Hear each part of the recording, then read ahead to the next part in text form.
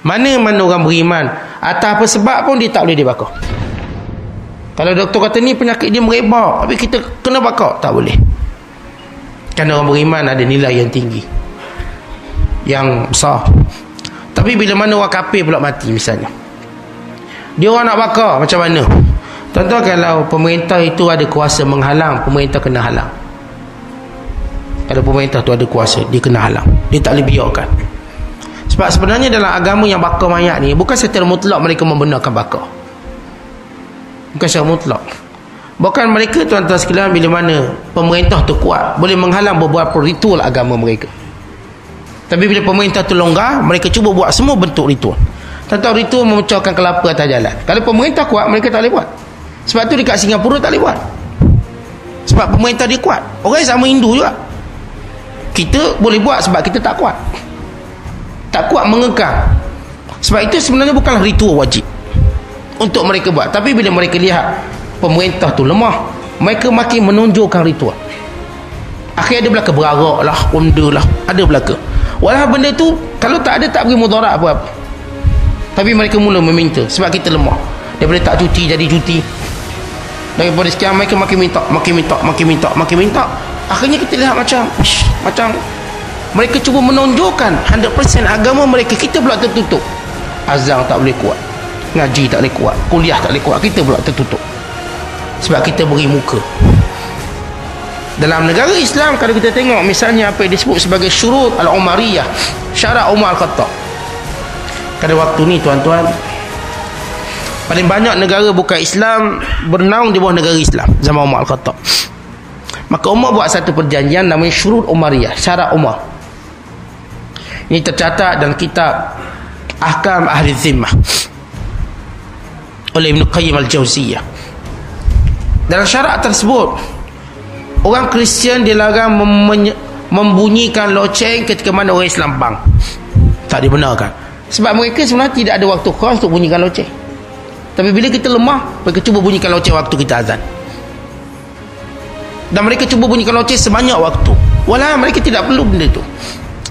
Betul, Umar Al-Khattab bagi syarat, nak bunyi loceng boleh, bila kita orang tengah bang, jangan sibuk-sibuk bunyi loceng. Yang kedua, jangan kamu berarak tunjukkan kekuatan agama kamu, mengangkat salib, tak dibenarkan. Apatah lagi nak angkat berhala, tak dibenarkan dalam negara Islam. Tapi yang kita boleh benarkan, mereka duk pikul berhala berarak sebab kita lemah. Walau kalau ikut kaedah negara Islam, tak boleh benarkan. Kerana ini menzahirkan kekufuran mengatasi Islam. Sedangkan kita Islam datang untuk membuang kekufuran, bukan nak win-win macam tu. Tak ada win-winnya. Kita nak win sebab kita nak selamatkan mereka daripada kemurkaan Allah.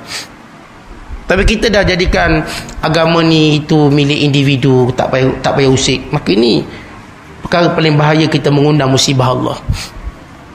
Sebenarnya agama ni bukan hak peribadi, dia tanggungjawab semua orang memastikan. Semua orang Islam tanggungjawab kita belaka dakwah. Tapi kita macam lupa benda tu. Sebab saya sebut tadi lah, penjajah tinggalkan kita masalah, kita ada masalah. Ya, kalau kita, ya apa mereka dah buat, biar dia buat lah. Saya maksudkan kalau kita nak cerita negara Islam tu, kaedah yang saya katakan, bila Islam kuat sebenarnya tak ada ruang pun orang kafir nak tunjuk apa-apa pun agama mereka, tak ada. Sebab tu kita pergi negara Islam kuat, mana ada mereka nak berarak, nak itu, tak ada. Bahkan mereka malu-malu mempraktik agama, akhirnya masuk Islam. Itu yang kita nak sebenarnya, malu-malu nak praktik. Tapi hari ini mereka seperti bangga. Kita pun pergi sekali selfie, kita pergi sekali berarak, penuh batu kih. Siapa bawa-bawa kita sambil meniaga air tebu, ambil gambar, kononnya ini pelancongan. Ini syirik dan kekufuran. Dan tahu bagaimana kita nak bangga mengaku umat Muhammad sallallahu alaihi wasallam, lalu kita biarkan syirik depan mata. Saya tak tahu macam mana orang nak mengadap Nabi sallallahu alaihi wasallam, dan bagaimana orang ni boleh mengaku hamba Allah kalau begitu perangai mereka membiarkan syirik dan kekufuran. Paling kurang kita tuan-tuan tak pergi tempat-tempat macam tu, tak pergi dan tak terlibat, tidak meramaikan, tidak menjadikan benda tu seperti event tahunan kita, bukan bulan pelancongan kita dengan anak-anak. Ini bukan cara orang-orang beriman membenarkan, memberi ruang kekufuran itu jadi kuat. Sebab tu tuan-tuan, kita orang Islam, even ucapan-ucapan untuk orang kafir kita tak digalakkan. Sebab kita tidak mau menguatkan mereka. Jauh sekali kita tidak mau sehingga mereka rasa agama mereka betul macam agama kita. Sebab kita kata begitu. Kita nak suruh mereka setiap kali tengok kita, dia bersalah dengan agama dia. Kerana agama kamu menyeleweng dan syirik pada Allah. Tapi saya katakan, bila kita dah lebih menjaga hubungan sesama kita sampai lupa hubungan dengan Allah, demikian kita menganggap agama bukan lagi urusan penting. Yang penting Ustaz, kita jaga keharmonian. Nanti macam mana awak nak jawab di hadapan Allah? Bumi ini milik Allah, dan Allah tidak izinkan syirik di sini. Maka Allah tak dalam beratus ayat Quran mencela syirik. Maka Allah tidak mengampunkannya. Maka Allah menjadikan orang yang syirik masuk neraka kekal selama-lamanya.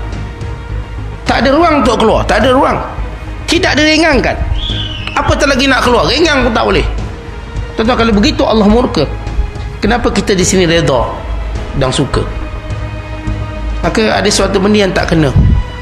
Kita kena ingat, bila orang berpenyakit berjangkit, tuan-tuan suka duduk dengan dia, penyakit itu akan berjangkit pada tuan-tuan.